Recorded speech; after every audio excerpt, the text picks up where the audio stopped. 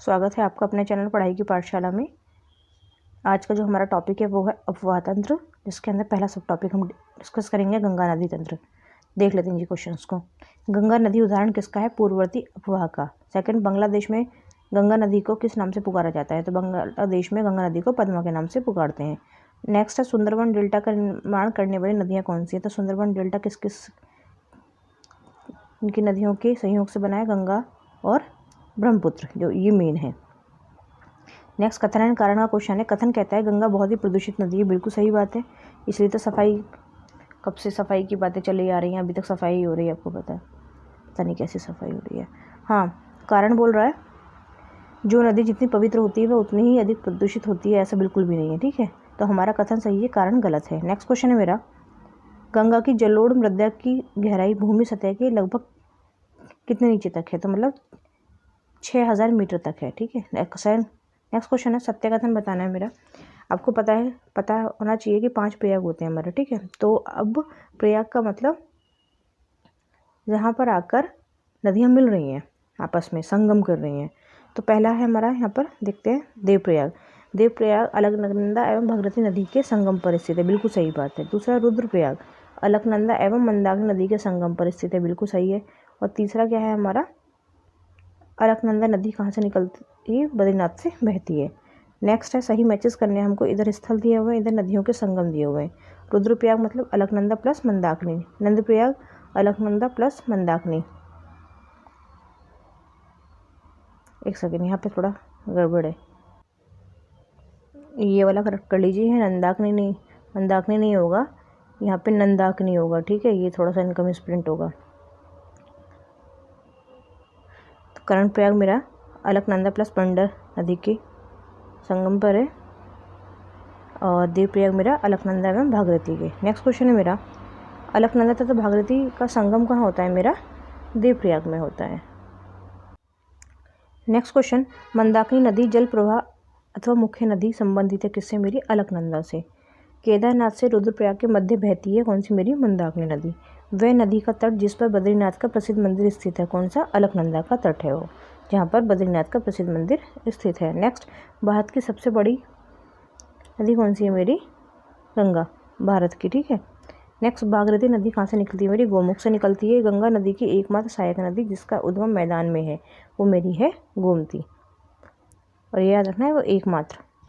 कथन कारण क्वेश्चन है। कथन कह रहा है मेरा, दिल्ली और आगरा के मध्य वर्ष के अधिकांश समय में यमुना नदी मृत हो जाती है। बिल्कुल सही बात है। कारण बोल रहा है मेरा, यमुना असततवाहिनी नदी है। गलत बात है, ये कौन सी मेरी सततवाहिनी नदी है।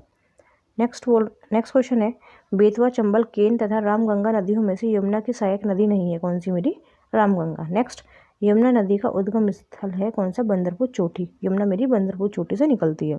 नेक्स्ट है, बेतवा नदी कहाँ मिलती है? यमुना से। गंगा की वह सहायक नदी जो उत्तर वाहिनी है वो कौन सी है? मेरी सोन है। नेक्स्ट, गंगा नदी में बाएं से नहीं मिलती है सोन नदी।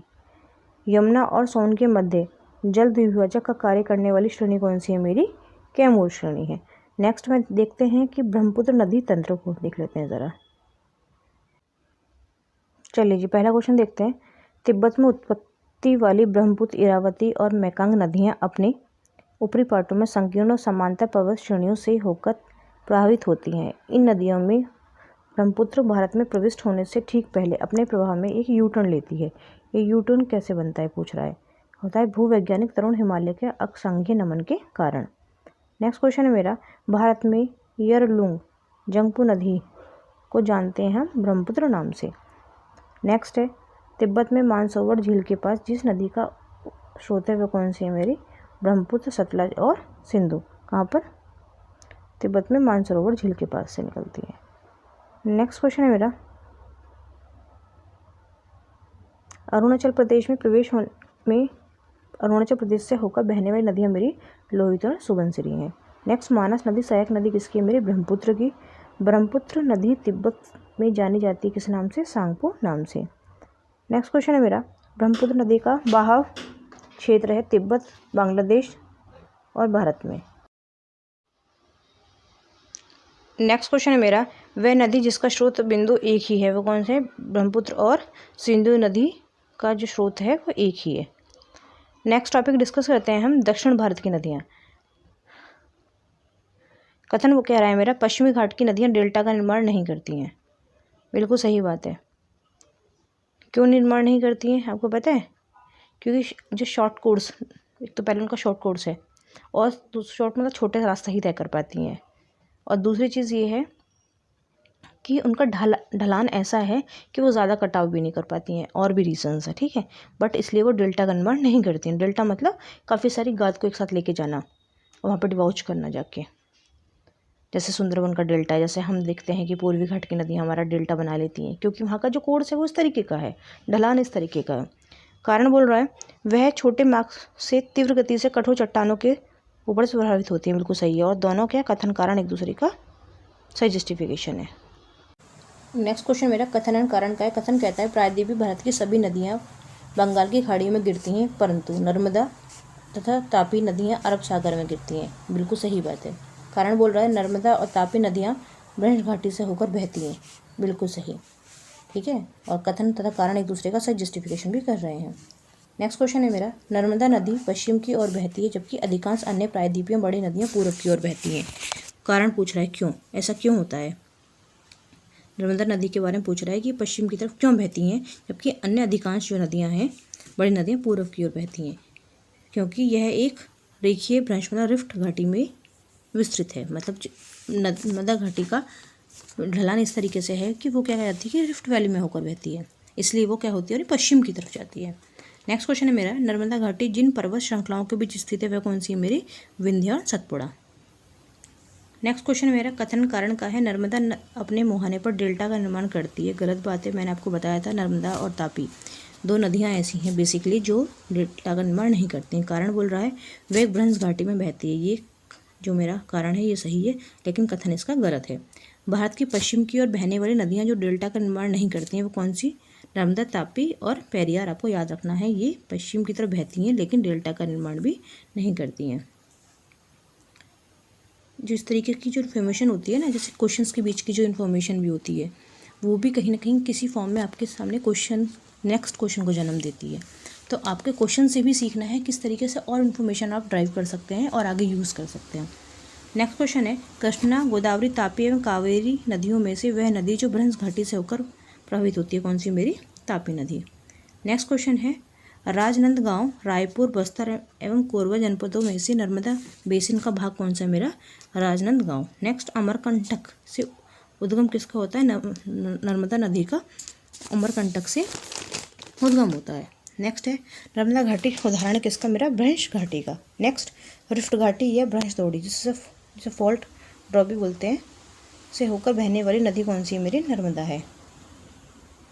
नेक्स्ट क्वेश्चन, पश्चिमी वाहिनी नदियों में से दो पर्वत श्रेणियों के बीच बहने वाली नदी कौन सी है मेरी? नर्मदा। तवा सहायक नदी किसकी है मेरे? नर्मदा की। नेक्स्ट, गोदावरी, तापी, कृष्णा एवं महानदी में से अरब सागर में गिरने वाली नदी है कौन सी मेरी? तापी। बाकी कहाँ गिरती है मेरी? बंगाल की खाड़ी में।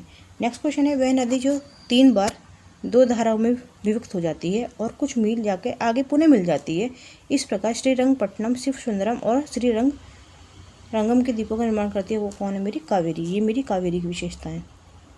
नेक्स्ट क्वेश्चन कह रहा है मेरा, कावेरी नदी का उद्गम मेरा ब्रह्मगिरी पहाड़ियों से हुआ है। कावेरी नदी जिन राज्यों से होकर बहती है वो मेरी केरल, कर्नाटका एंड तमिलनाडु है। नेक्स्ट, दक्षिण की गंगा कहा जाता है किसको? कावेरी को। नेक्स्ट क्वेश्चन है मेरा, कृष्णा नदी विवाद किस किस के बीच में? मेरा आंध्र प्रदेश, कर्नाटक, महाराष्ट्र के मध्य। वह नदी जिसको जोड़ने का कार्य किया गया, गोदावरी कृष्णा को जोड़ने का कार्य किया गया। नेक्स्ट क्वेश्चन, गोदावरी, कावेरी, तापी एवं महानदी में से वह नदी जो ऐश्वर्य बनाती है कौन बनाती है मेरी? ताप्ती नदी ऐश्वर्य बनाती है। नेक्स्ट क्वेश्चन, गोदावरी, महानदी, नर्मदा व तापी नदियों की लंबाई के अवरोही क्रम मतलब घटते हुए क्रम के अकॉर्डिंग करना है आपको। सही क्रम कौन सा है मेरा? पहला गोदावरी, फिर नर्मदा, महानदी एवं तापी। नेक्स्ट, प्रायद्वीपीय भारत में पूर्व दिशा में बहने वाली नदियों का उत्तर दक्षिण सही क्रम बताना है, उत्तर दक्षिण की तरफ, ठीक है। पहले स्वर्णरेखा, फिर महानदी, गोदावरी, कृष्णा, पेनियर, कावेरी और वेंगई। नेक्स्ट क्वेश्चन है मेरा, दक्षिण भारत की नदियों का प्रमुख अववाह तंत्र कौन सा है मेरा? वृक्षनुमा है। नेक्स्ट, सोन, नर्मदा तथा महानदी निकलती कहाँ से मेरी? अमरकंटक से निकलती हैं। वह नदी जो ऐश्वर्य नहीं बनाती है वह कौन सी मेरी? महानदी। नेक्स्ट, जो ऑप्शन दिए होंगे उस अकॉर्डिंग सेट किया है महानदी, ठीक है। बाकी ऐश्वर्य तो और भी नहीं बनाती हैं। उड़ीसा में अपना डेल्टा बनाती है कौन मेरी? महानदी। वह नदी के घाटों में जल का अभाव है? कौन से सावित्री ताप्ती के घाटों में जल का अभाव है? नेक्स्ट क्वेश्चन है मेरा, वह स्थान जहाँ से भारत की 2 महत्वपूर्ण नदियों का उद्गम होता है, जिसमें एक उत्तर की तरफ प्रवाहित होकर बंगाल की खाड़ी की तरफ प्रवाहित होने वाली दूसरी महत्वपूर्ण नदियों में मिल जाती है और दूसरी अरब सागर की तरफ प्रभावित करती है, वो क्या है? अमरकंटक। नेक्स्ट क्वेश्चन है मेरा, केरल में पूर्व की ओर प्रभावित होने वाली नदियाँ कौन सी हैं? पाम्बार, भवानी और कबानी। नेक्स्ट, मध्य प्रदेश में पूर्व से पश्चिम की ओर प्रभावित होने वाली नदियाँ कौन सी मेरी? नर्मदा, ताप्ती और माही। नेक्स्ट क्वेश्चन है मेरा, नर्मदा, महानदी, गोदावरी और कृष्णा नदियों में सबसे बड़ा जल ग्रहण क्षेत्र किसका है मेरा? गोदावरी नदी का। नेक्स्ट क्वेश्चन है मेरा, प्रायद्वीपीय भारत की सबसे लंबी नदी कौन सी मेरी? गोदावरी है। नेक्स्ट, वंशधारा, इंद्रावती, प्राणहिता, पेन्नार नदियों में से गोदावरी की सहायक नदी कौन सी है मेरी? इंद्रावती और Pranhita. Thank you for watching. Please like, subscribe and share, क्योंकि आप सबकी ही वजह से ये चैनल ग्रो हो सकता है, और प्लीज़ इतनी हेल्प तो आप कर ही सकते हैं ना। Thank you for watching.